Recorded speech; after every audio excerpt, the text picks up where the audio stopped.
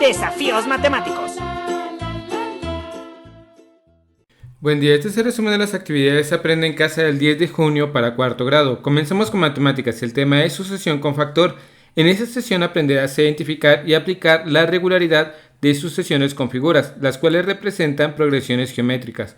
En la siguiente imagen puedes observar la ubicación de personajes en la butaca del cine. Don Leopoldo está dormido en su lugar. Luego siguen dos mujeres en la misma fila y hasta el otro extremo se observa a Cupertino. También puedes observar que los asientos están numerados. Si Don Leopoldo está ocupando el asiento número 9, ¿qué lugar está ocupando Cupertino?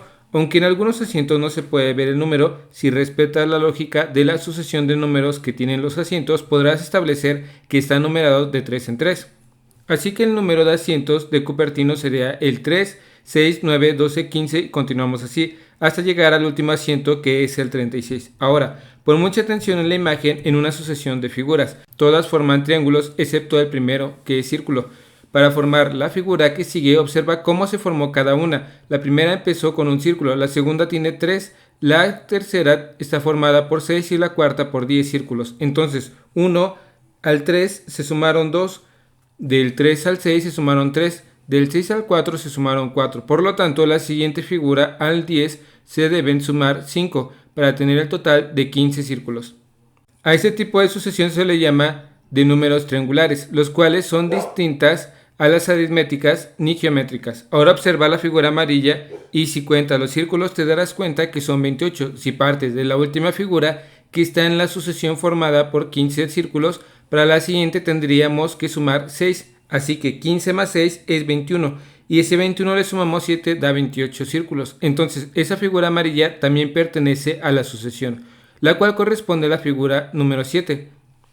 Para continuar con la siguiente figura, cuenta cuántos círculos hay en la base de cada triángulo. Si continuamos con la secuencia, la figura 6 vas a tener 6 círculos en su base y la figura 7 tendrá 7 círculos. Ahora, ten a la mano tu libro de desafíos matemáticos y resuelve la consigna que está en tu libro en la página 177. Observa con detenimiento la imagen. Esta corresponde a la primera consigna del desafío. En la imagen puedes observar 4 términos que corresponden a una sucesión de figuras cuadradas hechas con pequeños cuadrados verdes y amarillos. Para obtener la sucesión numérica que representa las cantidades de cuadros verdes, debes contar los cuadros verdes de cada figura y así saber si puedes establecer un patrón para la sucesión numérica. También puedes darte cuenta de qué tipo de sucesión se trata. La figura del primer término tiene 8 cuadros, la figura del segundo término tiene 12 cuadros y la del tercero tiene 20. La cuarta figura tiene 36 cuadros verdes, por lo tanto la regla de sucesión consiste en duplicar el número que se suma a cada término, es decir, 8 más 4 es igual a 12, 12 más 8 es igual a 20 y 20 más 16 es igual a 36. Continúe y concluye las demás preguntas del desafío 95 de la página 177 y 178 de tu libro de desafíos matemáticos. Si tienes dificultades para resolver este desafío, en mi canal hay un video donde se explica el tema. Seguimos con geografía. El tema es desastres sucedidos en México. En la sesión de hoy analizarás la distribución de los principales desastres ocurridos recientemente en México, como sequías, heladas, inundaciones, huracanes o relacionadas con sismos y erupciones. Para comenzar, nos presentan una nota periodística sobre los desastres en México. Menciona que son muchos y por lo cual es un tema preocupante ya que puede ocurrir en todo México. Un desastre ocurre cuando se daña o se destruye la organización de la sociedad, hay pérdidas humanas y económicas y se puede detonar por eventos naturales o por acciones humanas. Cuando un evento natural llega a una comunidad y hace destrozos materiales y físicos, eso es un desastre causado por un evento natural. Sin embargo, lo que no hemos hecho es colocar las comunidades lejos de lugares riesgosos. Por ello, la expresión desastres naturales no es correcta, aunque es muy popular, ya que los procesos y fenómenos naturales no son la razón por la que suceden los desastres, además de que también pueden tener detonante humano. Las amenazas o peligros son las naturales, como huracanes, terremotos, inundaciones, tsunamis, etc. Los distintos peligros se pueden dividir en 3 grupos: los hidrometeorológicos, los geológicos y los antropogénicos. Los peligros o amenazas hidrometeorológicas se generan por la acción de los agentes atmosféricos, lluvia, temperatura, viento y humedad. Incluye a las heladas, sequías, inundaciones, ciclones tropicales o mejor conocido como huracanes, tormentas eléctricas, granizadas, entre otras. Ejemplo de ello fue la granizada del pasado abril en la Ciudad de México. Estuvo tan fuerte que el Templo Mayor resultó afectado. En la página 18 de tu Atlas de México puedes ver el mapa de cómo se comportan estos fenómenos. Los peligros geológicos son los que se producen con los procesos internos y externos de la Tierra. Los más conocidos son los sismos, los volcanes activos y los tsunamis. Por ejemplo, en la ciudad suceden muchos sismos y tenemos cerca el volcán Popocatépetl. Eso lo puedes observar en el mapa de tu Atlas de México en la página 111. Placas tectónicas, regiones sísmicas y principales volcanes. Los antropogénicos son los que se originan por las actividades humanas. Pueden ser químicos como fugas, derrames de sustancias químicas peligrosas, incendios, explosiones o fugas. También pueden ser sanitarios que afectan el ambiente y la salud de las personas, de los animales y las cosechas. O socioorganizativos que son propiciados por errores humanos o por acciones premeditadas que se dan en grandes concentraciones de gente o movimiento masivo de población. Uno de los desastres que todos recordamos fue el sismo del 2017. Estuvo muy fuerte y lamentablemente hubo pérdidas materiales y de vidas en la Ciudad de México. El reto de hoy es el siguiente. Identifica si en el lugar donde vives está expuesto a algún tipo de peligro de los que observaste hoy, hidrometeorológico, geológico o antrópico. Seguimos con lengua materna. El tema es la biografía de nuestro autor. Aprenderás a identificar la utilidad de relatos biográficos para conocer la vida de personajes interesantes. Recopilarás datos biográficos de autor o autora de tu elección. En la clase de hoy vamos a recopilar datos biográficos de autores o autoras que elegimos para reconocer acontecimientos, situaciones o ideas que influyeron en sus obras. Observa la información que se encontró sobre el autor Francisco Hinojosa. Esta información se encontró en la parte de atrás de ese libro. Lo que se encontró fue que estos son datos biográficos importantes sobre el autor. Recuerda que los datos biográficos se refieren a la vida de alguien, en este caso del escritor o escritora el que elegiste para leer. Para saber qué cosas podrían ser importantes sobre la vida del autor, puedes ayudarte de las preguntas que aparecen en la página 141 de tu libro de texto. Como lo que viene en la parte de atrás del libro que observaste anteriormente, se pueden contestar algunas de esas preguntas. La siguiente información está tomada de la Enciclopedia de la Literatura en México. Aquí también hay datos importantes, los cuales están subrayados.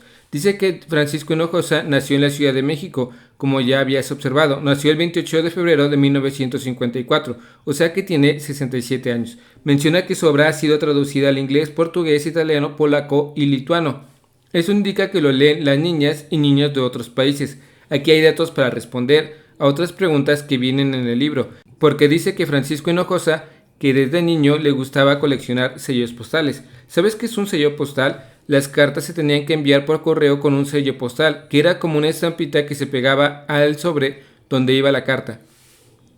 Dice que Francisco Hinojosa leía cómics. Fue la lectura de cómics la que definió su estilo de escritura. Así como los cómics, las personas tienen espacios pequeños para decir sus diálogos.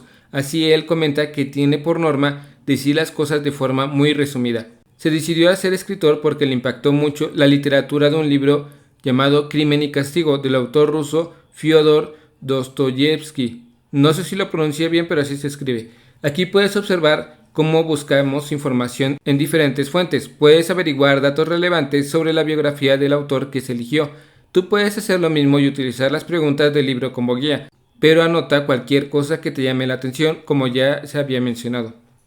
En la clase de hoy recopilamos datos biográficos del autor que elegimos para reconocer acontecimientos, situaciones o ideas que influyeron en su obra. Seguimos con inglés. El tema es Musical Instruments. Aprenderás a explorar monografías ilustradas de instrumentos musicales. ¿Sabes qué es una monografía? Una monografía es un tipo de documento escrito que habla de un tema específico. Tiene imágenes para ayudar a los estudiantes a entender mejor el tema. The topic is music instruments. El tema es instrumentos musicales. Let's explore her monography. Vamos a explorar una monografía. As you can see, there is little. ¿Cómo puedes ver el título? Title. Subtítulos. Picture. Imágenes. And some information to know more about the musical instrument. Imágenes e información para saber más acerca de instrumentos musicales. Tendrás que escoger un instrumento y de acuerdo a la monografía nos dirá qué tipo de instrumento es. I think I can to try. Genial, yo creo que sí puedo hacerlo. ¿Qué tipo de instrumento es? Creo que es un instrumento de cuerda. Este es un instrumento de viento. Los instrumentos que golpeas son instrumentos de percusión. Un instrumento de cuerda como el violín siempre tiene cuerdas en ella.